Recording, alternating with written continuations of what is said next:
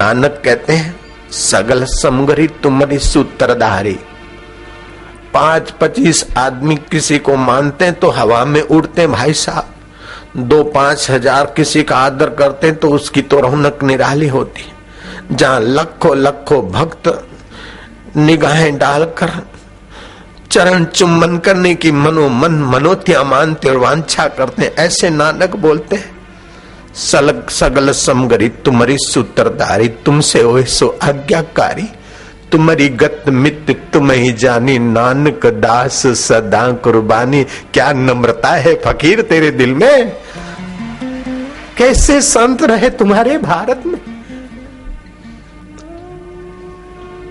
कबीर जी ताना बुनते हैं, कपड़ा बनाते हैं, सिर पर उठाकर ले जाते बाजार में। लोग वैरायटी देखकर, कपड़े की क्वालिटी देखकर भाव पूछने से हिचकते हैं। कबीर कहते राम जी आओ न, राम जी के लिए बना है, राम जी ने कतवाया है और राम जी ही पहनेगा, महंगा नहीं है। जो और भाव दे रहे उनसे भी थोड़ा सस्ता ले जाओ मेरे राम जी। कैसी है नम्रता। तुम्हारे समर्थ जय जय समर्थ रघुवीर करते हुए भिक्षा मांगने जाते हैं। शिवाजी राजपाट अर्पण करता है, बेटा हो गया मेरा समझकर राज्य कर।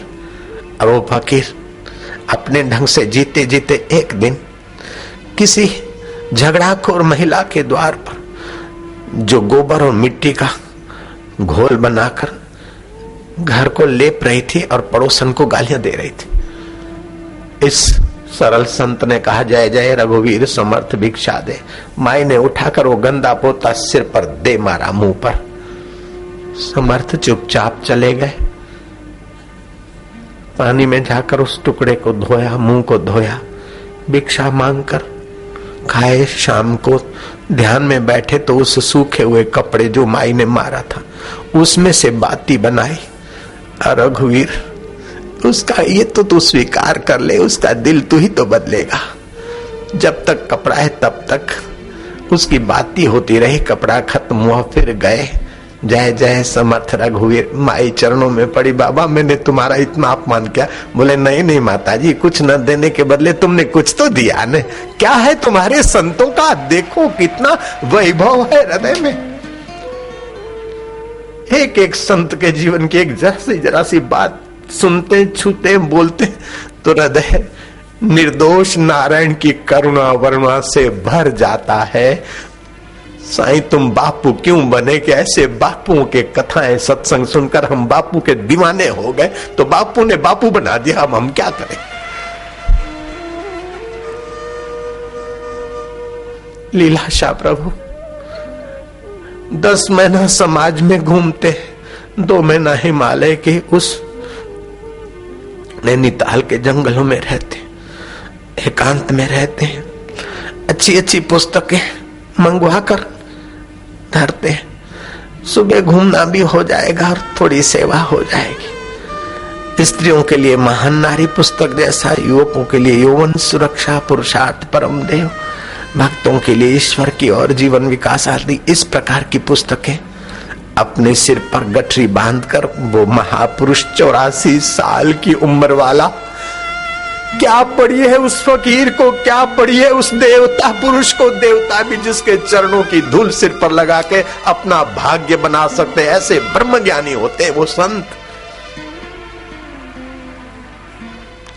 गठरी सिर पर उठाते, 84 वर्ष का वो युवराज कोई अनजाने में कहता कि बूढ़े बाबा, बोले बूढ़ा तेरा बाप, बूढ़ा तेरा दादा। लीलाशाह 84 साल का जवान है। तालियां नहीं। उतरते हैं पहाड़ी, दिखती दूसरी पहाड़ी सामने, लेकिन 5, 7, 10 किलोमीटर तो हंसते हंसते हो जाए। दूसरी पहाड़ी पर बसा हुआ देहाती गांव, 5, 25, 50 झोंपड़ों का गांव। वहां जाते हैं, लोगों को एकत्रित करते हैं, काजू किशमिश गठरी बांध के ले जाते हैं, थोड़ी थोड़ी देते हैं, ये पुस्तक ले लो, आज रविवार है, अगला रविवार छोड़कर उसके बाद आऊंगा, जो अच्छा लगे वो लिख लेना और फिर ये पुस्तकें ले जाऊंगा, दूसरी दे जाऊंगा। ये कैसा मोबाइल हाउस है 11 नंबर की गाड़ी में उन गरीब गुरबे हिमालय की उन खाइयों में बसे हुए लोगों का भी ख्याल रखने वाले लीलाशाह, तेरी लीला का क्या बयान किया जाए।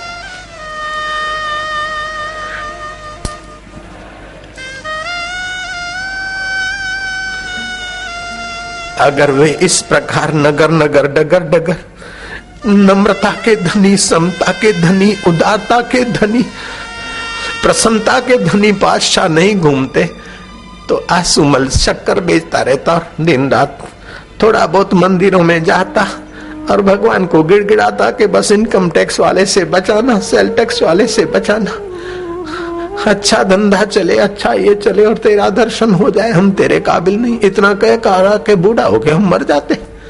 लेकिन उन दाताओं ने, उदार आत्माओं ने अपना समाधि, अपना एकांत, अपना ब्रह्मानंद छोड़कर नाव गांव नगर नगर तुम्हारे मुंबई में भी आए तो तुम्हारे छोटे से इलाकों देहातों में भी गए और सिंगापुर भी गए। अगर वे महापुरुष उदार आत्मा न होते तो हम लोगों का क्या हाल होता। एक दिन गुरुदेव के साथ शाम को हम घूमने के बहाने लग गए तो बोले चलो घूमना भी हो जाएगा, ये थोड़े पत्थर इकट्ठे कर लेते, उठा चलेंगे ऊपर, भक्तों के लिए कुटिया बन जाएगी। हम पत्थर इकट्ठे कर रहे थे, धोती बोती जरा ऐसी लपेट रखी थी। 15 से 17 लोग पहाड़ी भूलते भूलते उस इलाके में आ गए और हम दोनों को कुली समझकर, ए कुली इधर आओ। तो बड़ा कुली आगे चला गया। मैं तो सोचता हम कुली है ही नहीं, लेकिन उस पुरुष ने ये नहीं सोचा कि हम कुली नहीं और ये बुला रहे हैं। हाँ बाबा क्या बात है, और ऑब्जर्वेटरी का रास्ता कहाँ है? बोले चलो हजूर हम बताते हैं। आगे बड़ा कुली और बीच में ये 15 आदमी की लाइन पगडंडी की और पीछे छोटा कुली, जैसे आगे इंजन ड्राइवर और पीछे गार्ड। वो आपस में बोलने लग गए, ओ सिंह सुन ले। और बोलने लगे कि अरे ये तो लगता तो बूढ़ा है लेकिन जवानों से भी तेज भागता। अरे मुंह आए तो बुढ़ो पर मुंह मारे नाड़ो तिखो तो ले। मेरे से सहा नहीं कहा। मैंने क्या इस बादशाह को पहचानते नहीं, ये मुआ बड़ा तेज चलता है, ऐसा बकते हैं। मैंने कहा आप तो सिंधी तही सिंधी पे लगो। अरे कुली तुम भी सिंधी ही छा? मैं क्या हाँ। और वो कुली नहीं, वो भगवान को नचाने वाला दिलबर देवता लीलाशाह। अरे ये साईं लीलाशाह खुद है। ओहो, फिर तो हमको इधर नहीं घूमना है, उधर नहीं घूमना है। बाबा जी की कुटिया, बाबा जी के चरणों में पड़े माफी मांगते। बोले कोई बात नहीं, कुली में भी तो हम हैं, सभी में हमें कुली कह दिया तो क्या बुरा है। दादू दीन दयाल अफसर ने उसकी प्रशंसा सुनी और दर्शन करने को जा रहा था। अकड़ू तहसीलदार घोड़े पर सवार होकर जा रहा है।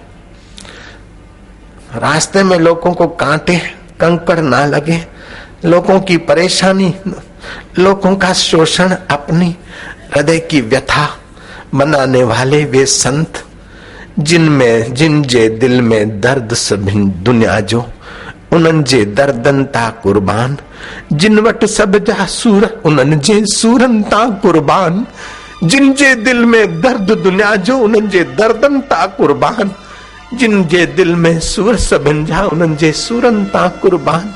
जिनके हृदय में सभी के दर्द अपने दर्द हैं, सभी के सुर व्यथा अपनी व्यथा है, ऐसे दादू दीन दयाल बुहारी कर रहे। तहसीलदार ने पूछा गए सुनता भी नहीं है? बोले कहिए हजूर। दादू दीन दयाल प्रभु कहाँ है? इस जंगल में रहते हैं। अब थे तो स्वयं, लेकिन दादू दीन दयाल प्रभु मैं हूं ये कैसे बोले? नम्रता की मूर्ति। चुप्पी साध गए। अबे बोलता है कि नहीं? चुप्पी साध गए। तू पागल महसूस होता है हूं करके? अरे दादू दीन दयाल इधर किधर है? अरे बता रे। चुप्पी उठा के फेंक दिया। चुप्पी किस आदमी से पाला पड़ा है? घोड़े पर राही हो गया। दादू दीन दयाल शॉर्ट पगडंडी से पहुंच गए अपनी कुटिया पर। पूछता पाछता जंगल के रास्तों से जब कुटिया पे पहुंचता है तो लोगों ने बताया ये दादू दीन दयाल है। बोले अरे इनको तो मैंने अभी अभी अच्छी तरह से पिटाई की।